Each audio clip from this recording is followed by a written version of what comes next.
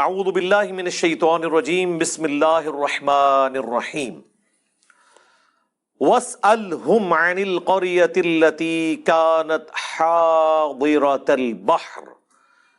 اے نبی صلی اللہ علیہ وآلہ وسلم پوچھئے ان سے اس بستی کا حال جو آباد تھی ساحل سمندر پر۔ یہ سمندری جھیلیں تھیں جن میں سے ایک سمندری جھیل کے اوپر بنی اسرائیل آباد ہوئے جب وہ مصر سے نکل کے شام کی طرف آ رہے تھے۔ صحرائے سینا میں بھٹک گئے، حضرت موسیٰ علیہ السلام کی بد دعا لگ گئی ان کو، کیونکہ انہوں نے قتال اور جہاد سے انکار کر دیا تھا۔ یہ وہ مشہور واقعہ اب آنے لگا ہے جسے اصحاب سبت کا واقعہ کہتے ہیں، ہفتے والے دن کے لوگ، یعنی ہفتے کی نسبت کے ساتھ۔ جس طرح مسلمانوں کے لیے جمعے کا دن ہے، کرسچنز کے لیے اتوار کا دن ہے، یہودیوں کے لیے ہفتے کا دن اللہ تعالیٰ نے مقرر کیا تھا اسپیسیفکلی۔ گو مسلمانوں کو اللہ تعالیٰ نے اس طرح پابند نہیں کیا کہ صرف انہوں نے جمعے والے دن ہی اللہ اللہ کرنی ہے، وہ تو پوری زندگی کرنی ہے، لیکن ان کے لیے پورا ہفتے کا دن وقف تھا، وہ کوئی اور کام نہیں کر سکتے تھے سوائے اس کے کہ وہ خدا کے ساتھ اپنی کمٹمنٹ کریں گے، پورا دن عبادت میں گزاریں گے۔ اور ساتھ ہی ساتھ ان پہ دوسری آزمائش یہ ڈالی گئی تھی کہ ہفتے کے دن وہ شکار بھی نہیں کریں گے۔ مچھلیوں کا شکار جو ان کے لیے گزر بسر کا ذریعہ تھا، ہفتے کے دن نہیں کریں گے، باقی دنوں میں کریں، سٹور کر کے کھائیں، کوئی مسئلہ نہیں ہے۔ لیکن انہوں نے اللہ تعالیٰ کے حکم کی نافرمانی کی، اس کے بدلے میں اللہ تعالیٰ نے انہیں بندر اور خنزیر بنا دیا، والعیاذ باللہ تعالی۔ یہ واقعہ مسلمانوں کے لیے اس اعتبار سے بڑا عبرت کا نشان ہے کہ اگلی امتوں کو دنیا میں ہی نافرمانیوں کی سزا مل جایا کرتی تھی۔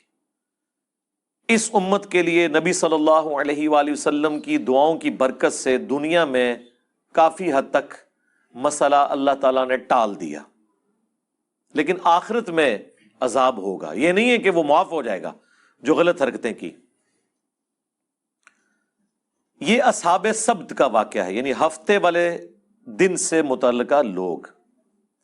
یہی وہ لوگ تھے جو بندر بنا دیے گئے، خنزیر بنا دیے گئے۔ یہاں پہ یہ واقعہ آ رہا ہے، وہ انشاءاللہ ہم تفصیل سے کور کریں گے۔ اس واقعے میں جو سب سے عبرت والی چیز ہے وہ یہ ہے کہ بنی اسرائیل کے لوگ 3 گروہوں میں بٹ گئے۔ ایک وہ لوگ تھے جنہوں نے کہا کہ ہم اللہ تعالیٰ کے اس حکم کی نافرمانی نہیں کریں گے، پلس جو لوگ نافرمان تھے انہیں وہ اس نافرمانی سے روکتے تھے۔ یہ سب سے اعلیٰ ترین درجہ ہے۔ دوسرے وہ لوگ تھے جو خود تو نافرمانی نہیں کرتے تھے لیکن نافرمانوں کو روکتے نہیں تھے۔ یہ سب سے آسان کام ہوتا ہے اس حوالے سے۔ کسی کی گالیاں نہیں کھانی پڑتی، آپ کو مخالفت نہیں سہنی پڑتی، کیونکہ جب آپ کسی کو روکیں گے تو ظاہر ہے پھر آپ کی بدنامی وہ کرے گا، آپ کو دشمنی مول لینی پڑ جائے گی۔ یہ دوسری کیٹیگری تھی، میٹھی میٹھی بات کرنے والے لوگ، صرف فضائل اعمال سنانے والے لوگ، برائی سے روکنے والے نہیں، صرف امر بالمعروف کرنے والے لوگ، نیکی کا حکم دینے والے لوگ، نہی عن المنکر، برائی سے روکنے والے نہیں۔ اور تیسرے وہ بدبخت تھے کہ جو ڈائریکٹلی اس حکم کی نافرمانی کر رہے تھے اور ہفتے کے دن وہ شکار کرتے تھے۔ اب حیران کن بات ہے، اللہ تعالیٰ نے تینوں گروہوں کا ذکر کیا، اس کے بعد جب اینڈ رزلٹ سنایا نا تو یہ سنایا کہ اللہ نے نجات دے دی ان لوگوں کو کہ جو نہ تو خود یہ کام کرتے تھے بلکہ وہ باقیوں کو بھی اس برائی سے روکتے تھے۔ یعنی جو گونگے شیطان نہیں تھے، خود بھی برائی سے بچتے تھے، لوگوں کو بھی روکتے تھے، انہیں تو ہم نے نجات دے دی، اور جو برائی کرنے والے تھے ان کو ہم نے بندروں کی شکل بنا دیا۔ اور جو تیسری کیٹیگری تھی نا، ان کا اللہ تعالیٰ نے ذکر کرنا بھی گوارا نہیں کیا کہ ان کا انجام کیا ہوا۔ اتنا ذکر ضرور کیا کہ اس طرح کے لوگ تھے. یہی وجہ ہے کہ انہی آیات کے کانٹیکسٹ میں المستدرک للحاکم میں تفصیل کے ساتھ ایک حدیث موجود ہے. میں نے پہلے بھی کئی دفعہ عرض کیا ہے کہ قرآن کی اگر آپ نے تفسیر احادیث کی روشنی میں دیکھنی ہے نا، تفسیر ابن کثیر تو بہت اچھا کام ہوا ہے، انہوں نے ساری چیزیں ایک جگہ جمع کر دی، آسانی ہے اس میں. اب صحیح اور ضعیف کے حکم بھی لگ چکے ہیں.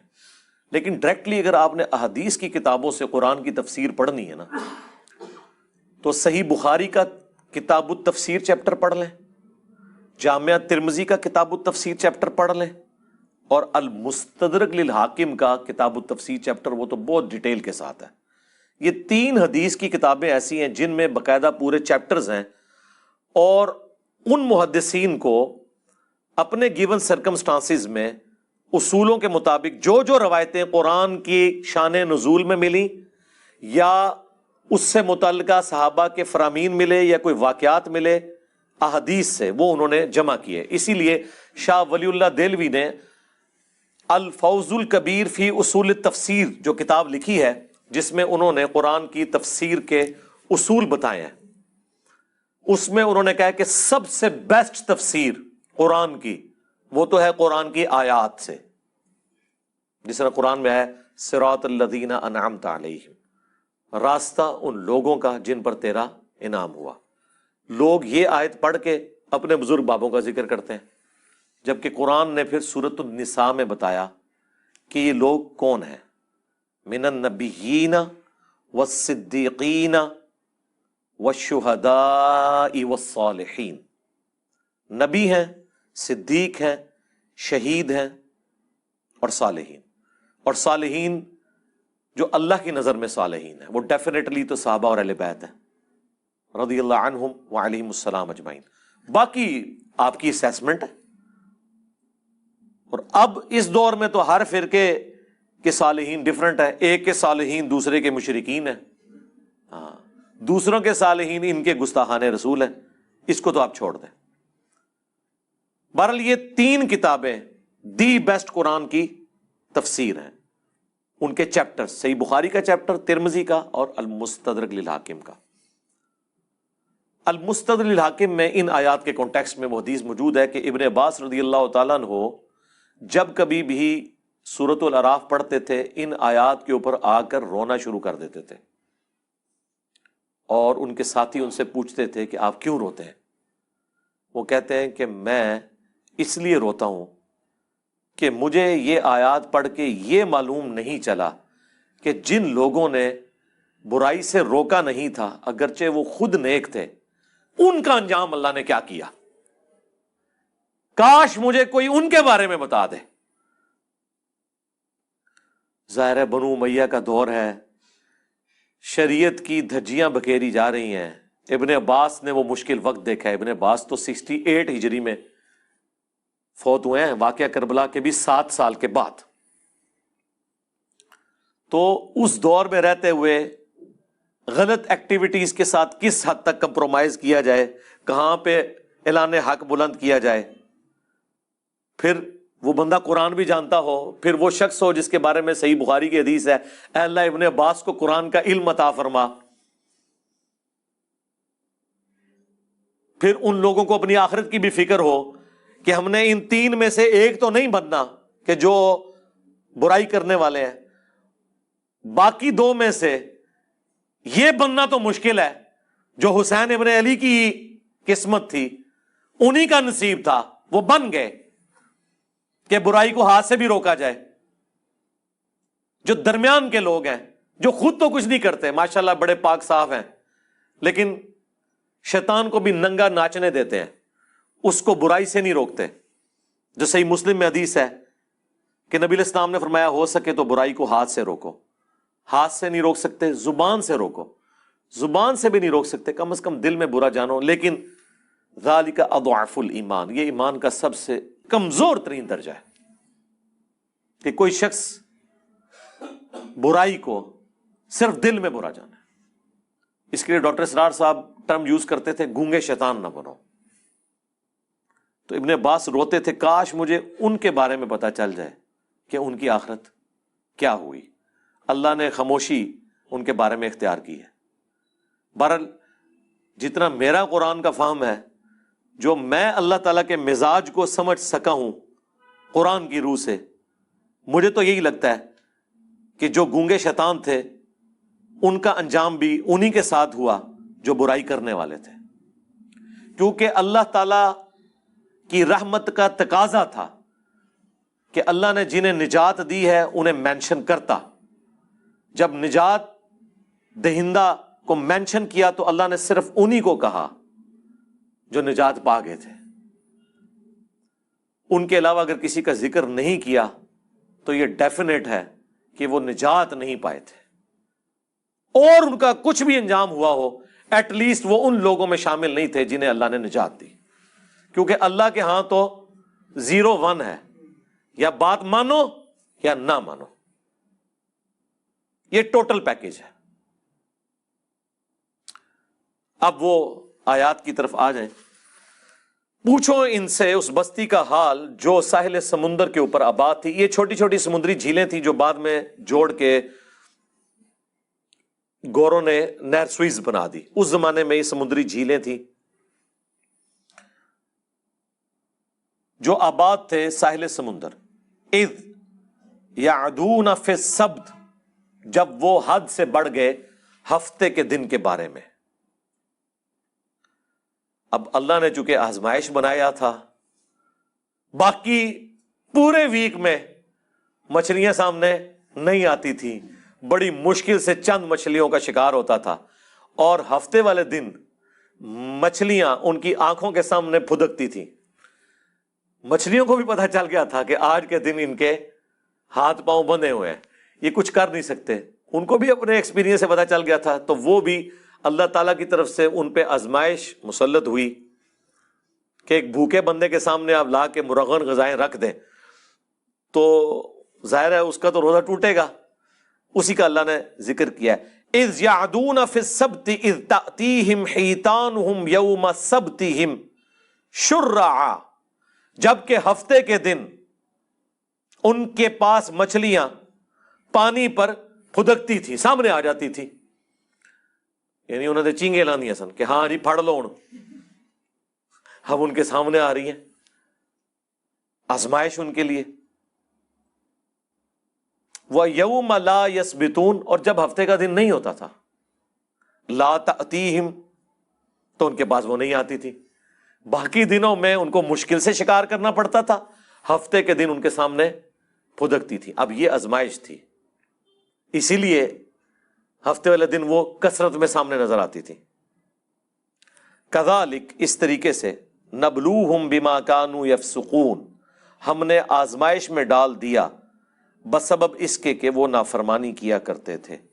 اس سبب سے اللہ تعالیٰ نے انہیں آزمائش میں ڈالا، ایک مشکل وقت۔ ظاہر اللہ تعالیٰ کی طرف سے جو آزمائش آتی ہے نا، سب سے بہتر تو یہ کہ آزمائش نہ آئے، اور جب آ جائے تو یہ اللہ تعالیٰ کا خاص کرم ہوتا ہے کہ کوئی شخص اس آزمائش سے بچ جائے۔ نبی علیہ السلام نے تو اسی لیے دعا کی ہے، جو میں نے اکثر آپ کو بتایا، جامعہ ترمذی میں، مسند احمد میں، اور مشکات المصابی میں بھی 748 نمبر حدیث ہے، جو نبی علیہ السلام کو خواب میں اللہ کی زیارت ہوئی تھی، اس میں آپ نے جو دعا کی تھی، اور نبی علیہ السلام نے کہا کہ یہ میری دعا لے لو اور باقی لوگ بھی یاد کرو، اس میں یہ بھی الفاظ ہیں، وَإِذَا أَرَدْتَ فِتْنَةَ فِي قَوْمٍ فَتَوَفَّنِي غَيْرَ مَفْتُونٍ، اے اللہ جب تو کسی قوم کو آزمائش میں ڈالے نا تو ہمیں اس آزمائش سے دور ہی رکھنا۔ ہاں، یہ نہیں ہے کہ انسان بہادر بن کے کہ اللہ میرے پہ آزمائشیں ڈال اور مجھے صبر دے، نہیں، یہ کہنا چاہیے کہ اے اللہ آزمائش سے دور رکھنا۔ ہاں، جب کبھی ناگزیر ہو جائے، وَلَنَبْلُوَنَّكُمْ بِشَيْءٍ مِّنَ الْخَوْفِ وَالْجُوعِ وَنَقْصٍ مِّنَ الْأَمْوَالِ وَالْأَنفُسِ وَالثَّمَرَاتِ، تو ٹھیک ہے، اس میں اللہ تعالیٰ صبر دے، سب کچھ ہے، لیکن پہلی پرائورٹی نبی علیہ السلام نے یہی دعا سکھائی ہے کہ اللہ تعالیٰ فتنے میں مبتلا نہ کرے، کیونکہ بڑے بڑے ایمان والوں کے روزے ٹوٹ جاتے ہیں اس طرح کی آزمائشوں میں۔ جب امام حنیفہ رحمہ اللہ کے اوپر مشکل وقت آیا ہے تو پھر امام حنیفہ ہی کھڑے ہوئے ہیں خلیفہ منصور کے خلاف، باقی ان کے زمانے کے بڑے بڑے علماء مصلحت کا شکار ہو گئے، جب احمد بن حنبل کے دور میں خلق قرآن کا مسئلہ کھڑا ہوا ہے تو احمد بن حنبل رحمہ اللہ نے ہی استقامت دکھائی ہے، باقی کئی لوگ جو ہیں اس زمانے کے جو بڑے بڑے ائمہ ہیں مسلط کے شکار ہو گئے۔ تو ہر زمانے میں جو حسینی فکر ہے وہ چند ایک لوگ ہی لے کے چلتے ہیں، سب میں اتنی جرأت نہیں ہوتی۔ تو اللہ تعالیٰ فرماتا ہے کہ بسبب ان کی نافرمانیوں کے ان کو ہم نے آزمائش میں ڈالا، یعنی پہلے بھی ان کے کرتوت ایسے تھے، تو جب کرتوت برے ہوتے ہیں تو بعض اوقات اللہ تعالیٰ آزمائش ڈال دیتا ہے، اور یہ ان کے اوپر آزمائش تھی۔ وَإِذْ قَالَتْ أُمَّةٌ مِّنْهُمْ، جب ان میں سے ایک گروہ نے کہا، لِمَ تَعِظُونَ قَوْمًا، کیوں تم ایسی قوم کو واعظ و نصیحت کرتے ہو، قَوْمًا اللَّهُ مُهْلِكُهُمْ، کہ جس قوم کو اللہ تعالیٰ ہلاک کر دے گا، او معذبہم عذابا شدیدا، یا انہیں شدید عذاب دینے والا ہے۔ یعنی کیوں سمجھاتے ہو ان نافرمانوں کو، چھوڑو، انہوں نے اپنی قبر میں جانا ہے، تم نے اپنی قبر میں جانا ہے، چپ کر کے تم تو برائی نہیں کر رہے نا، ان کو ان کے حال کے اوپر چھوڑ دو۔ ان کا جواب سنیں کیا ہے، قالو، وہ کہنا شروع ہو گئے اس کے جواب میں، معذرۃ الی ربکم ولعلہم یتقون، ہم تو یہ اس لیے ان کو برائی سے روکنے ہیں کہ اپنے رب کے حضور عذر پیش کر سکیں کہ یا اللہ جو ہم سے بن پڑی ہم نے برائی کو روکنے کی کوشش کی، اور دوسرا مقصد یہ ہے لعلہم یتقون کہ شاید ہماری نصیحت سے یہ ڈر جائیں اور یہ بھی اپنی آخرت برباد ہونے سے بچا لیں۔ یہ سیکنڈری مقصد ہے جو میں اکثر کہتا ہوں کہ ہم یہ جو دعوت و تبلیغ کا کام کر رہے ہیں، لوگوں کو برائی سے روک رہے ہیں، اچھائی بتا رہے ہیں، عقیدے کی خرابیاں ہائی لائٹ کر رہے ہیں، اس میں پرائمری جو ہمارا مقصد ہے وہ اپنی آخرت کی فکر ہے، کسی دوسرے کی آخرت کی فکر نہیں ہے، وہ سیکنڈری چیز ہے۔ سب سے پہلے تو ہمیں ہماری طرف سے پوری دنیا جہنم میں چلی جائے ہمیں تو فرق نہیں پڑتا، ہمیں تو فرق اس بات سے پڑتا ہے کہ ہم نہ کہیں جہنم میں چلے جائیں۔ پہلی ایفرٹ تو ہماری اپنی ذات کے لیے ہوگی، او انفسکم واہلیکم نارا، بچاؤ اپنے آپ کو اور اپنے گھر والوں کو جہنم کی آگ سے، باقیوں کی بعد میں فکر کریں گے۔ افریقہ کے جنگلوں میں لوگ کدھر جا رہے ہیں وہ بعد میں دیکھیں گے، پہلے تو اپنے گھر میں لوگ کدھر جا رہے ہیں وہ دیکھیں گے۔ پہلے تو ہم خود قرآن و سنت سے اپنی اصلاح کی کوشش کریں گے، تو ان کا اپنے رب کے حضور معذرت کر سکیں، ہم عذر پیش کر سکیں کہ یا اللہ ہم نے وہ چاروں شرائط پوری کی تھی، الا الذین آمنوا وعملوا الصالحات، یہ تو آسان ہے، ایمان لاؤ نیک اعمال کرو، لیکن وتواصوا بالحق، حق بات کی وصیت کرنا مشکل ترین کام، اور اس کے بعد اس کا منطقی انجام، وتواصوا بالصبر، پھر تکلیف آئے گی تو صبر اختیار کرنا ہے۔ یہ اتنا مشکل کام ہے کہ بڑے بڑے اہل ایمان وہ بھی بعض اوقات کمزور درجے کی طرف چلے جاتے ہیں۔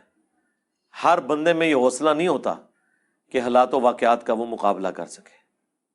ہم ان پہ کوئی فتویٰ نہیں لگاتے جو اس طرح کرتے ہیں، لیکن ہم لوگوں کو یہ بتائیں گے کہ خدا کے لیے فرق سمجھو۔ لوگ کہتے تو ہیں کہ حسین ابن علی کے زمانے میں لوگ روکتے تھے ان کو کہ آپ وہاں نہ جائیں، یہ آپ کو شہید کر دیں گے، ٹھیک ہے، تو کیا وہ لوگ غلط تھے اور حسین ابن علی اکیلے ٹھیک تھے؟ میرے بھائی پہلے تو آپ اپنی اصلاح کریں۔ وہ لوگ حضرت حسین ابن علی کو غلط نہیں سمجھتے تھے، عبداللہ بن عمر یا عبداللہ بن عباس یا عبداللہ بن زبیر رضی اللہ عنہم اجمعین، وہ یہ کہتے تھے کہ آپ جن کے خلاف کھڑے ہوئے نا، انہوں نے رسول اللہ کی قرابت داری کا کوئی لحاظ نہیں کرنا، یہ دنیا دار بادشاہ بن چکے ہیں، تو ان کے شر سے اپنے آپ کو بچا لیں۔ وہ یہ نہیں کہتے تھے کہ آپ غلط ٹریک پہ ہیں، وہ دوسرے معنوں میں یہ کہہ رہے تھے کہ یہ بدماش ہیں، آپ کے ساتھ ظلم کریں گے۔ تو جس طرح ہم نے خاموشی اختیار کی ہوئی ہے، کمزور درجے پہ ایمان پہ اپنے آپ کو رکھا ہوا ہے، ہمارے مقابلے پہ نہیں، اس زمانے میں حسین ابن علی کے مقابلے پہ، تو آپ بھی وہ درجہ اختیار کر لیں۔ لیکن حسین ابن علی کا اسٹانس یہ تھا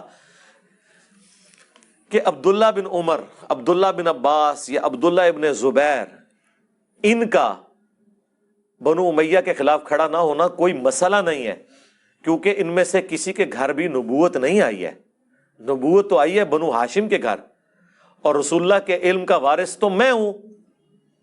اگر میں نے باطل کے ساتھ کمپرومائز کیا تو یہ دین کا حصہ بن جائے گا.